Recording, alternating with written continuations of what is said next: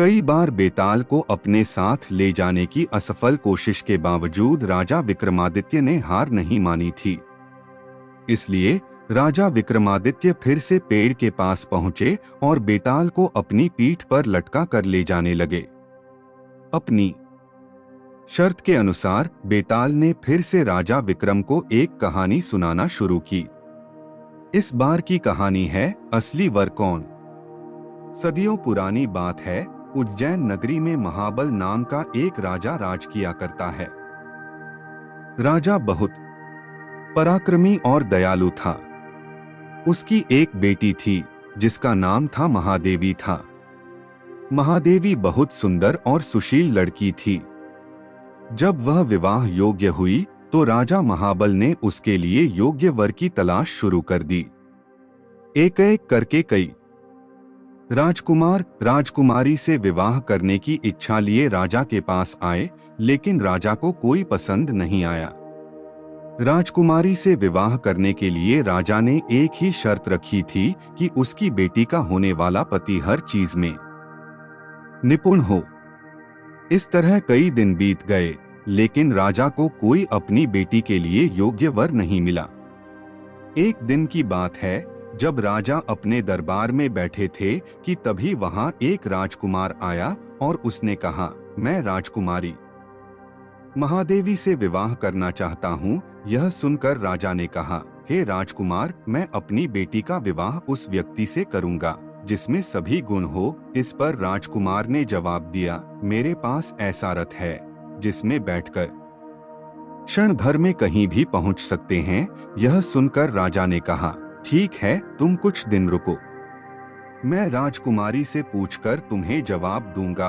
कुछ दिनों बाद एक और राजकुमार वहां पहुंचा। उसने राजा ने कहा, मैं त्रिकालदर्शी हूं और भूत, वर्तमान व भविष्य तीनों देख सकता हूं। मैं चाहता हूं कि राजकुमारी का विवाह मुझसे हो। राजा ने उसे भी इंतजार करने को कहा। कुछ दिनों के बाद राजा महाबल के पास एक और राजकुमार उनकी बेटी का हाथ मांगने आया। राजा ने उससे पूछा कि तुम में ऐसा क्या गुण है जो मैं अपनी पुत्री का विवाह तुम्हारे साथ करूं। राजकुमार ने कहा, राजन, मैं धनुर्विद्या में निपुण हूं। मेरे जैसा धनुर्धारी दूर दूर तक कोई नहीं है। राजा ने उससे कहा, बहुत खूब राजकुमार, आप कुछ दिन प्रतीक्षा करें, मैं अपनी बेटी से बात करके आपको जवाब दूंगा। अब राजा असमंजस में पड़ गया कि तीनों ही राजकुमार गुणवान हैं, लेकिन वह तीनों से तो राजकुमारी की शादी कर नहीं सकता। तो अब सवाल यह था कि राजकुमारी का विवाह किससे होना चाहिए। वहीं दूसरी ओर एक भयानक राक्षस राजकुमारी महादेवी पर नजर लगाए बैठा था और एक दिन मौका मिलते ही वह राजकुमारी को उठाकर ले गया। यह खबर जैसे ही महल में फैली तो राजा, रानी और तीनों राजकुमार एक जगह इकट्ठा हो गए। त्रिकालदर्शी राजकुमार ने बताया कि वह राक्षस राजकुमारी को विंध्याचल पर्वत पर ले गया है। इस पर पहले राजकुमार ने कहा, मैं अपना रथ लेकर आता हूं, हम सब उस पर बैठकर विंध्याचल चल सकते हैं।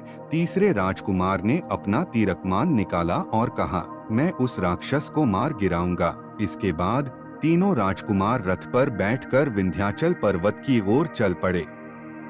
उन्हें जैसे ही वह राक्षस दिखा तो धनुर्धारी राजकुमार ने कुशलता से उसका वध कर दिया और वो राकुमारी को बचाकर फिर से महल ले आए। इस कहानी को सुनाने के बाद बेताल ने राजा विक्रम से कहा, राजन, राजकुमारी को डोट बचाने में तीनों राजकुमारों का योगदान था। तो अब तुम मुझे बताओ कि राजकुमारी का विवाह किससे होना चाहिए। राजन, मैंने सुना है कि तू हमेशा न्याय करता है। जल्दी उत्तर दे, वरना तेरे सिर के टुकड़े टुकड़े कर दूंगा। इस पर राजा विक्रमादित्य ने उत्तर दिया कि राजकुमारी का विवाह धनुर्धारी राजकुमार से होना चाहिए, क्योंकि उसने राक्षस से लड़ाई करके राजकुमारी को बचाया और बाकी दोनों राजकुमारों ने केवल उसकी मदद की। बस फिर क्या था। जैसे ही राजा बोला, बेताल उसकी पीठ से उड़कर फिर से पेड़ पर जा लटका।